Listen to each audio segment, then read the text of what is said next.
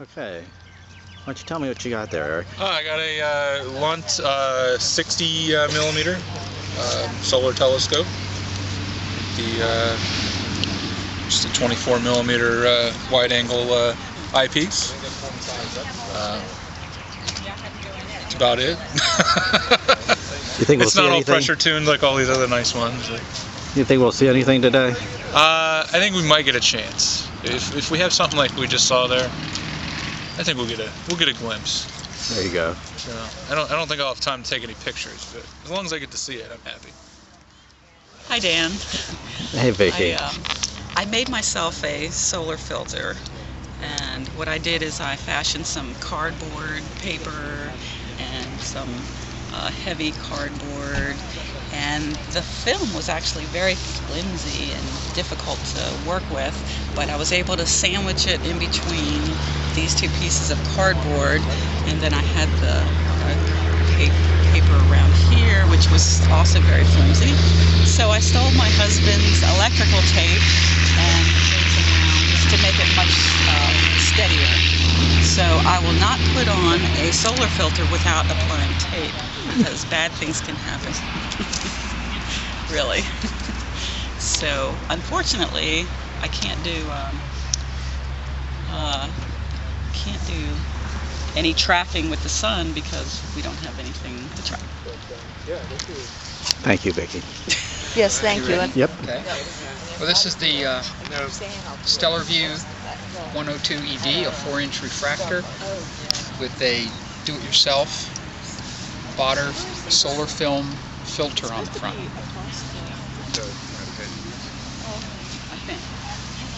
And then I've got my camera on the back to take a picture. Okay. Okay. Well, this is an 8-inch Celestron with a solar filter, and it's my first telescope, and I'm still going through the growing pains of learning how to use it properly. But so far, I've had a lot of fun with it, and I'm glad to see there's a bunch of other telescopes in the club just like it, so that I have plenty of people to ask. About it. This is my 8-inch Daub that I made. So had a lot of fun making it. Took about probably a month and a half, I guess, to make it. So put a solar screen on the front, so hopefully if the sun comes out, we'll get to see something here. So,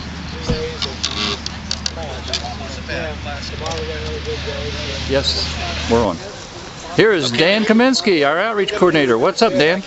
I just thought I'd talk about what I brought today to see the transit of Venus. We have the Club Solar Scope. This is something that we won from the NASA Night Sky Network. This allows the image of the sun to be projected on the inside surface, so it can safely view the sun. Additionally, I've got some Shade 14 welder's glass that we can use for viewing the sun by putting it directly up to our eyes to safely view the sun. I also have my pinhole projector. It's got a small little pinhole here in the front and a viewing area here in the back. I'll point this towards the sun and be able to see the transit as it goes across the face of the sun right here on the screen in the back.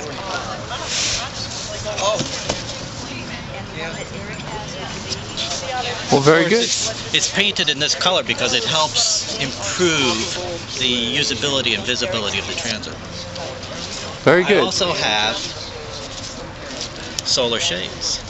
So I am all prepared. There's nothing that I can't do. Except the fact of the matter is we have nothing but clouds right now. All right, go ahead. Tell me a little bit about what you got set up here. Okay, this is my Meade LX90. It's an 8-inch Smith Cassegrain, and I've got a white light filter on the front, and it's set up right now, and it's tracking the sun. I explained to her she wasn't going to have That's pretty much it, really. There's what we have here is an Astro Telescopes 4-inch f7. It's a refractor. It can be used at nighttime as well as viewing the sun with a Herschel wedge on it. Hey Joe, you planning to look We have a Lunt LS 100 pressure tuned hydrogen alpha scope, and it's both these scopes here have 8 to 24 Proxima zooms on it. Hydrogen alpha, you get to look at the sun and see the solar flares and stuff like that, as well as sunspots and some the magnetic storms and stuff that go on. And it's on a Stellarvue M6 mount, which is no longer made. A shame.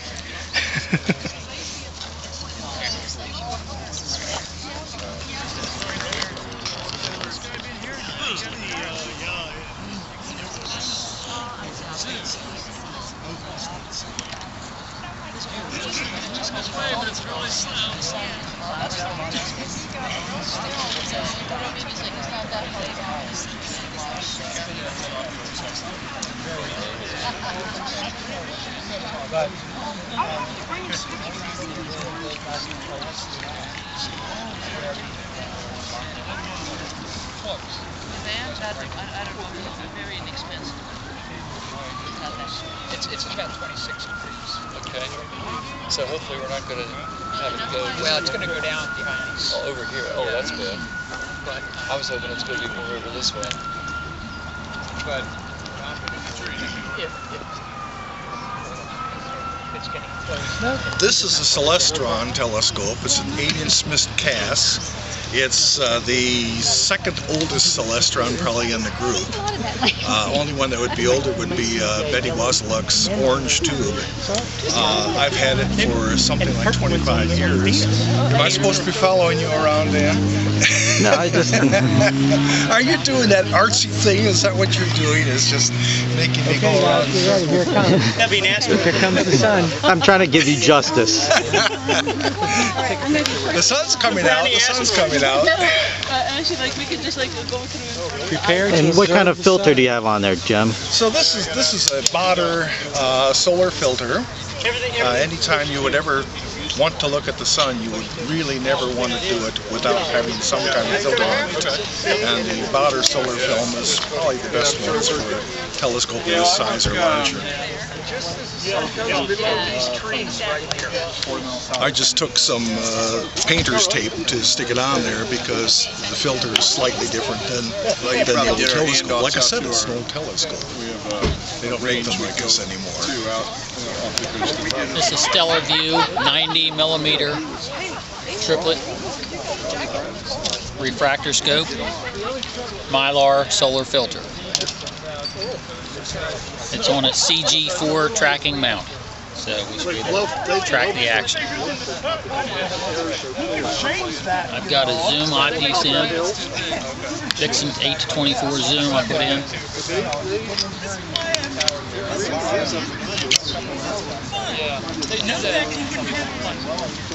And we can put a camera straight into the back of the telescope, 35mm straight in.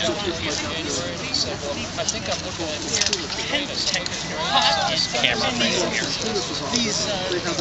Black frame glass. Okay. Yeah, this is the scope that belongs to the Tri-State astronomers. We call it the club scope because we pass it around and we use it for outreach events, and we have a number of different people that use it. It's a Celestron scope, and it's an 8-inch scope. The aperture is 8 inches across, and on the outside right now we have a solar filter because we're out here hopefully to see the transit of Venus going across the sun. To see that safely, we have to have this outside silver cover as a solar filter, which blocks out most of the light so we can look through the eyepiece safely. So Dan has it all set up here.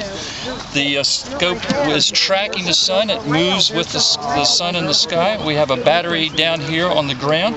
The battery is giving power to the turntable here at the bottom, and so as the sun or any object we're looking at moves across the sky, the scope turns along with it and tracks it. This is the eyepiece back here, and so once we get the object like the sun into what we want to look at, we look in the eyepiece, we have a focus here, we focus, and we get really great views in our club scope. Okay.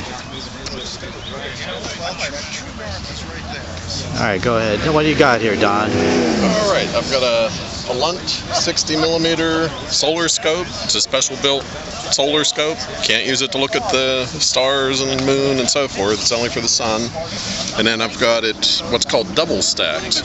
So it has a second filter on the front end. So that gives you better resolution of surface features. And it's on a equatorial mount, so it can track and keep tracking with the sun if the clouds ever go away. And I've got my DSLR, which will replace this eyepiece, and hopefully I'll get some pictures of the Venus transit if the weather cooperates. Go ahead. All right, this is a Coronado PST personal solar telescope. This was really quite a thing to come out when it did. It changed the entry level of getting into solar observing. It was a $500 scope. Prior to this coming out, solar scopes were all many thousands of dollars. So this kind of revolutionized amateur solar observing. It's a single eidolon, and it's just on a little manual Alt-Az mount, so very easy to use. And like I said, you can still buy these today. They've been making them for probably a decade now, but you can still buy them, about $500, and they're quite nice. Not really.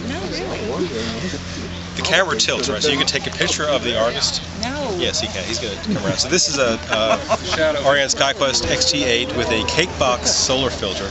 Cakebox solar filter. Good title. It's the brand name with the important duct tape racing stripes along the sides. That's where we need to be on the mountain. So this is the Bader Planetarium Astrosolar film. So I'm hoping to get a chance to try it. And what do you have this mounted on? This piece of wood down here. That's a Dobsonian mount. So it's just manual operation, suitable to find the sun.